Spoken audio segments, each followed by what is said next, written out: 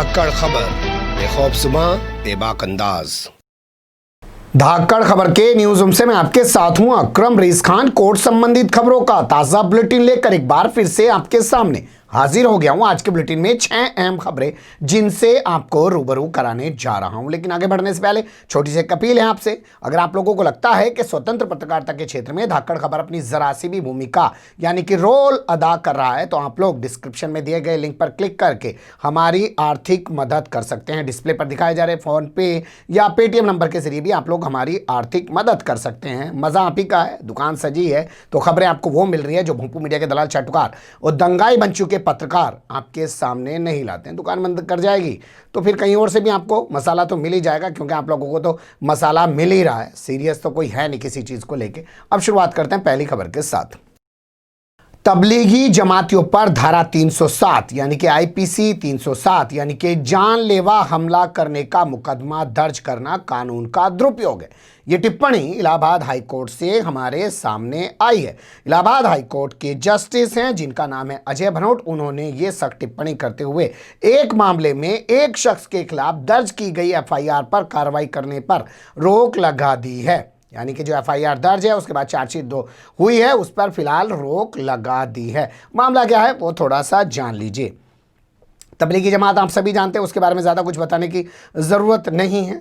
तो मऊ के एक शख्स थे जिनका नाम है मोहम्मद साद। ये आपके मौलाना साद नहीं है, ये मोहम्मद साद हैं, मऊ के रहने वाले हैं। ये गए तबलीगी जमात के दिल्ली प्रोग्राम में हाजिर हुए। हाजिरी बजाने के बाद वापस मऊ गए, लेकिन इन्होंने ना तो किसी को बताया कि मैं तबलीगी जमात के प्रोग्राम में शामिल हुआ और ना ही ये खुद क्वारंटीन हुए। बाद में जानकारी मिली तो पुलिस ने इनके खिलाफ महामारी अधिनियम 269 270 आईपीसी के तहत मुकदमा दर्ज कर लिया। लेकिन बाद में जब चार्जशीट की तो उसमें 307 की धारा और बढ़ा दी। 307 की धारा का मतलब होता है जानलेवा हमला करना, यानी कि बम बन के घूम रहे हैं, किसी पे भी जानलेवा हमला कर सकते हैं। कोरोना बम बन गए तो इनके खिलाफ ये चार्जशीट कर दी। चार्जशीट को इन्होंने हाई कोर्ट में चुनौती दी। हाई कोर्ट ने पूरे मामले को गंभीरता से लिया और ज़बरदस्त फटकार लगाते हुए कहा कि यूपी सरकार, जो एसएसपी है मऊ का, वो जो संबंधित थानेदार है, ये तमाम अफसर यहाँ पे हाजिर हो जाएं और आकर बताएं कि आखिर ये कानून का दुरुपयोग क्यों किया जा रहा है। कलम है उनके हाथ में, उठाएं जिसको 302 में अंदर डाल दें, उठाएं जिस पे आतंकवाद लगा दें, उठाएं जिस पे यूएपीए लगा दें, उठाएं जिस पे एनएसए लगा दें। कम से कम कहीं से तो कोई ढंग की आवाज़ उठे जो एक बार इन निरंकुश हो चुकी सरकारों पर और पुलिस पर अंकुश लगा सके। और ये जिम्मेदारी कोर्ट से बेहतर कौन निभाएगा, देखना होगा अगली तारीख में इसमें होगा क्या। अगली खबर का रुख कर लेते हैं। सीबीआई को दिया जाए आदेश, सुप्रीम कोर्ट में दाखिल करे स्टेटस रिपोर्ट। एसएसआर यानी कि सुशांत सिंह राजपूत के मामले में ये पिटीशन सुप्रीम कोर्ट में दाखिल की गई है। पिटीशन दाखिल करने वाले हैं पुनीत कौर डांडा, उनकी ओर से पिटीशन दाखिल की गई है और उन्होंने मांग की कि साहब एक बात बताइए, 4 महीने से सुप्रीम कोर्ट के आदेश पर सीबीआई जांच कर रही है। जांच किस ओर जा रही है, कहां जा रही है, कुछ पता ही नहीं चल रहा है। कम से कम आप कहिए कि सीबीआई आए, स्टेटस रिपोर्ट सुप्रीम कोर्ट के सामने पेश करे और उसके बाद उसको तय सीमा में जांच पूरी करने का आदेश दे दिए। और तय सीमा भी सिर्फ 2 महीने की होनी चाहिए और 2 महीने के बाद चार्जशीट करने का भी आदेश सीधा सा आप सीबीआई को दीजिए। ये डिमांड की गई है। देखेंगे अब इस पर कोर्ट क्या डिसीजन लेगा। बता दें आपको, जून का मामला था जब एसएसआर अपने फ्लैट में संदिग्ध परिस्थितियों में मृत अवस्था में मिले थे। कुछ लोगों ने कहा सुसाइड है, बाद में हालांकि साबित भी हो गया कि सुसाइड है, लेकिन कुछ लोगों ने कहा ना जी हत्या है और हत्या करने वाली रिया चक्रवर्ती है। रिया चक्रवर्ती के पीछे पहले बिहार पुलिस लगी, बाद में सीबीआई भी कूद गई। सीबीआई आई लेकिन जांच होने के बाद भी वो भी कुछ साबित ना कर पाई। हालांकि बाद में नारकोटिक्स कंट्रोल ब्यूरो जो है वो एनसीबी आ गई और एनसीबी ने उठा के 2-4 पुड़िया इधर उधर से दिखा के कि भाई नशा ले रही थी, सुट्टा ले रही थी, ये मार रही थी, वो मार रही थी, इसे पिला रही थी, उसे पिला रही थी, ये सारा ड्रामा करके हत्या या आत्महत्या में नहीं वो लगा के जेल भेज दिया। जगह आप देखिए, जब अंग्रेज़ हमारे देश में थे तो जानते हैं हमारे जो लोग आज़ादी की लड़ाई लड़ रहे थे उनको किस मामलों में जेल डालते थे। अवैध असलहे के साथ एक चाकू लेके घूम रहा था, नाजायज चाकू के साथ हमने पकड़ लिया, नाजायज चमनते के साथ हमने पकड़ लिया, इसके पास से नशे की पुड़ियाँ मिल गई हैं, इसको हमने गिरफ्तार, इसके पास से हमने जो है ये योजना बनाते हुए पकड़ ली, चोरी की योजना बना रही थी, लूट की योजना बना दी। ये सारे हथकंडे उस जमाने से चले आ रहे हैं। उसी का फार्मूला अपनाते हुए रिया चक्रवर्ती और उसके भाई को जेल में डाल दिया। होता कुछ है नहीं, सब लोग जमानत पे आ चुके हैं, आपके सामने हैं। हर जगह लोग खुले में सुट्टा मार रहे हैं, गिरफ्तार कर लीजिए ना सबको जाके। रामपुर का जो डीएम है वो मज़ार को इसलिए तोड़ देता है कि वहाँ पे लोग बैठ के सुट्टा मार रहे हैं। ठीक है, चरस गंजेड़ी बढ़े। तो अब भाई पूरे देश में घूम रहे हैं, वहाँ भी तो जाके तोड़ दे, यहीं तोड़ सकता था क्या। अगली खबर का रुख कर लेते हैं।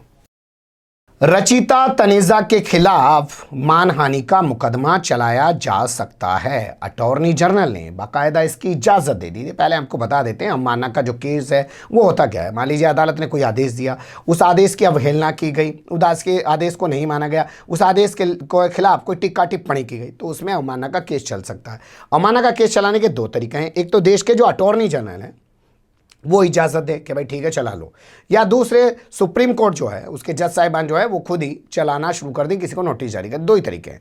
तो इस तरीके में लॉ के एक स्टूडेंट थे जिनका नाम है आदित्य कश्यप, उन्होंने इजाज़त मांगी, अटॉर्नी जनरल से कहा कि रचिता तनेजा ने जो ट्वीट किया है कार्टून बना के, उससे कोर्ट की अवमानना हुई है, इसलिए उनके खिलाफ जो कार्टूनिस्ट हैं रचिता तनेजा, उनके खिलाफ अवमानना का केस चलना चाहिए। अटॉर्नी जनरल ने इजाज़त दे दी है, अब इनके खिलाफ ये केस चल सकता है। अब पहला सवाल ये कि भैया कौन सा कार्टून बना दिया और किसके ऊपर बना दिया। कार्टून बनाया था अर्णब गोस्वामी को सुप्रीम कोर्ट से जमानत मिलने के बाद, तो उसमें सुप्रीम कोर्ट की अवमानना की बात कही जा रही है। बता दें हाल ही में देश के जाने माने वकील प्रशांत भूषण कोर्ट की अवमानना का सामना कर चुके हैं, सज़ा सुनाई जा चुकी है उनको 1 रुपये की, उसे उन्होंने जमा भी कर दिया। और अभी माना जा रहा है कि कॉमेडियन जो स्टैंड अप कॉमेडियन हैं कुणाल कामरा, उनके खिलाफ भी जो है कोर्ट की अवमानना का केस चल सकता है। वो भी अपनी टिप्पणियों से वापस हटने को तैयार नहीं हो रहे हैं। अगली खबर का रुख कर लेते हैं।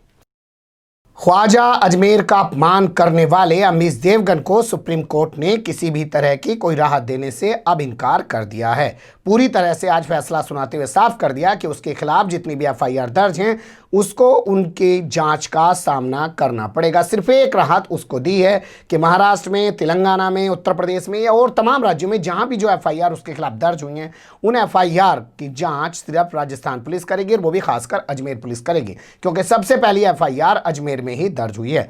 बता दें आपको, जून का महीना था जब इसने अपने आर पार प्रोग्राम के अंदर ख्वाजा मोइनुद्दीन चिश्ती का अपमान किया था, उन्हें आतंकी, आक्रमणकारी और ना जाने आक्रांता क्या क्या बता दिया था। हालांकि बाद में अमीश देवगन ने सफाई देने की कोशिश की। उसने कहा मैं चिश्ती नहीं बोलना चाहता था, मैं खिलजी बोलना चाहता था, यानी कि अलाउद्दीन खिलजी मैं बोलना चाहता था, गलती से हो गया, मैं तो उनका सम्मान करता हूँ और वो सभी लोग उनको मानते हैं, पूछते हैं, ये तमाम चीज़ें इसने कही थी। लेकिन बावजूद इसके खिलाफ प्रदर्शन हुए, एफआईआर दर्ज हुई, उनसे बचने के लिए सुप्रीम कोर्ट पहुंच गया। सुप्रीम कोर्ट ने फौरी तौर पर तो रोक लगा दी कि ठीक है भाई तू आ गया है यहाँ, तुझे राहत दे देते हैं इतनी, और इसकी जांच शुरू कर देते हैं, क्या तूने बोला है। काफ़ी लंबे समय तक ये सुनवाई चली। सुनवाई के बाद आज सुप्रीम कोर्ट ने फैसला दे दिया और साफ कर दिया कि अब कोई राहत नहीं दी जाएगी, और कह दिया साहब कि जांच में सहयोग करेगा अमीश देवगन तो गिरफ्तारी से बचा रहेगा, वरना पुलिस चाहेगी तो गिरफ्तार भी कर सकती है।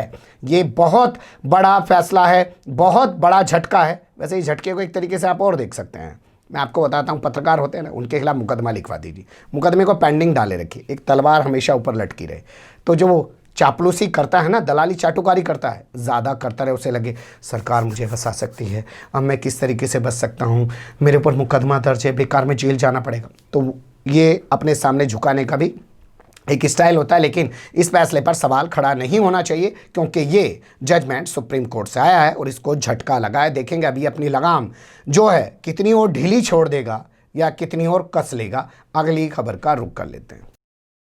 अमीश देवगन ही नहीं, अर्णब गोस्वामी को भी सुप्रीम कोर्ट से तगड़ा झटका लगा है। सुप्रीम कोर्ट ने उसकी उस मांग को खारिज कर दिया जिसमें वो चाहता था कि उसके ऊपर दर्ज मुकदमे रद्द कर दिए जाएं। इसके अलावा उसके चैनल के ऊपर जो दर्ज मुकदमे हैं उनको भी रद्द कर दिया जाए। यही नहीं, उसके चैनल के जो कर्मचारी अधिकारी हैं उनकी गिरफ्तारी भी ना करे मुंबई पुलिस, इस पर भी रोक लगा दी है। और साथ ही मतलब पूरा कानून ही बनवाना था सुप्रीम कोर्ट से, सारी चीज़ें लेके एक साथ ही पहुंच गया। और साथ ही इस मामले की जांच जो है सीबीआई को दे दे। कोर्ट ने कहा भाई क्या क्या लेके आ गया तू यहाँ, हम नहीं कुछ कर सकते इसमें, या तो अपनी पिटीशन वापस ले ले नहीं तो खारिज कर देंगे। इसके वकील ने कहा ठीक है जी, हम अपनी पिटीशन वापस ले रहे हैं। बता दें आपको, इंटीरियर डिज़ाइनर अनवय नाइक और उनकी माँ कुमुदी नाइक की आत्महत्या के मामले में मुंबई की सीबीसीआईडी जो है वो अलीबाग कोर्ट के अंदर चार्जशीट दाखिल कर चुकी है 1914 पन्नों की। और इसके अलावा टीआरपी घोटाला जो मामला है जिसे मुंबई पुलिस जांच कर रही थी, उस मामले में भी चार्जशीट दाखिल हो चुकी है। अर्णब गोस्वामी और उसके चैनल को इसमें आरोपी बनाया गया है। उसी से बचने की फिराक में सुप्रीम कोर्ट पहुंचा था, लेकिन इस बार जस्टिस चंद्रचूड़ ने उसको आईना दिखा दिया, कहा भैया वापस जा। अगली खबर का रुख कर लेते हैं। ये इस बुलेटिन की खबर है। जब भोंपू मीडिया के दलाल, चाटुकार, दंगाई पत्रकारों को फटकार लग रही है तो सुप्रीम कोर्ट ने आज कसर नहीं छोड़ी, मोदी सरकार को भी फटकार लगा दी। अब आप कहेंगे कि सुप्रीम कोर्ट ने मोदी सरकार को आखिर किस मामले में फटकार लगा दी है।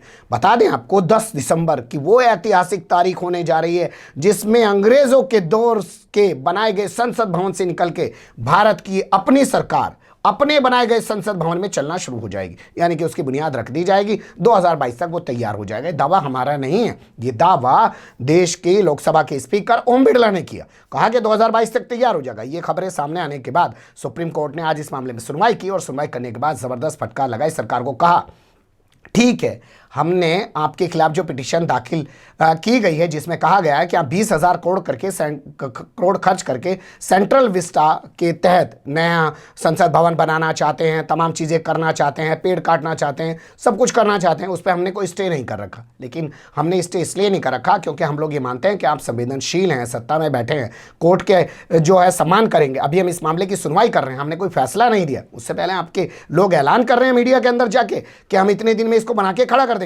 वहां पे किसी भी तरीके का कोई निर्माण शुरू नहीं होना चाहिए, कोई पेड़ नहीं कटना चाहिए, कोई तोड़फोड़ नहीं होनी चाहिए। इस पर सॉलिसिटर जनरल के पसीने छूट गए। थोड़ा टाइम लेने के बाद उन्होंने वापस आके कोर्ट में कहा कि ठीक है माई बाप, जैसा आप कह रहे हैं वैसा ही होगा, सिर्फ शिलान्यास होगा। तो शिलान्यास का भैया, बाबरी मस्जिद तोड़ने से पहले भी तो शिलान्यास हुआ था ना, राम मंदिर निर्माण के लिए, याद है ना आपको। बाद में बाबरी मस्जिद को तोड़ दिया। बाबरी मस्जिद को तोड़ा इसलिए गया था, अगर वो खड़ी रहती तो जजमेंट ये नहीं आता। शिलान्यास के लिए क्या किसी पंडित ने तारीख निकाल दी है? अगर कोर्ट इतना सख्त नाराज है तो टाला भी तो जा सकता है शिलान्यास। शिलान्यास करने के पीछे वजह क्या है? और वो भी उस दौर में जब पूरे देश की राजधानी जो दिल्ली है उसकी सीमाओं पर लाखों की तादाद में किसान खड़े हैं। उस दौर में अपनी ये नौटंकी करना ज़रूरी है क्या? इस पर भी एक सवाल उठना चाहिए। लेकिन कोर्ट ने जिस तरीके से फटकार लगाई उससे इनके पसीने छूट गए। इन्होंने कह दिया साहब शिलान्यास करेंगे, हम कोई ना निर्माण करेंगे, ना कोई पेड़ काटेंगे, ना कोई तोड़फोड़ करेंगे। अदालत ने कहा जब तक हमारा फैसला ना जाए इस मामले में आप लोग थोड़ा संजीदगी से काम लीजिए और किसी तरह का निर्माण, तोड़फोड़ या पेड़ का कटान वहाँ पे नहीं होना चाहिए। बता दें आपको, जो पिटीशन दाखिल है उसके तहत 20,000 करोड़ रुपए बर्बाद करके सेंट्रल विस्टा प्रोजेक्ट बनाया जा रहा है जिसकी जरूरत नहीं है। सरकार का कहना है ना जी, अभी हमारे बहुत सारे मंत्रालय किराए की बिल्डिंगों में चल रहे हैं जी, बहुत सारे पैसे खर्च हुए हैं जी, हम तो 1,000 करोड़ बचा लेंगे हर साल ये नया बना के। तो भाई 30,000 करोड़ लगा भी तो रहे, 30 साल का एडवांस भी तो लगा रहे हो, ये भी तो देखो। लेकिन क्योंकि 2024 तक देश को हिंदू राष्ट्र बना देना है, क्योंकि आरएसएस के 100 साल पूरे होने जा रहे हैं और अंग्रेजों के बनाए हुए संसद भवन में बैठती थी कांग्रेस, लेकिन यहाँ आरएसएस के 100 साल पूरे होने पर उस संसद भवन में भारत की सरकार बैठेगी जिसका सपना आरएसएस ने 1925 में देखा था। बने रहेगा धाकड़ खबर के साथ। फिलहाल कमेंट्स के रूप में आप लोग अपनी राय दे सकते हैं, खबर को लाइक कर सकते हैं, चैनल को सब्सक्राइब कर सकते हैं और ज़्यादा से ज़्यादा हमारी खबरों को शेयर कर सकते हैं। फिर ऐसे ही किसी सुलगते हुए उलझते मुद्दे लेकर मैं आपके सामने हूँगा हाजिर। फिलहाल अभी मुझे दें इजाज़त।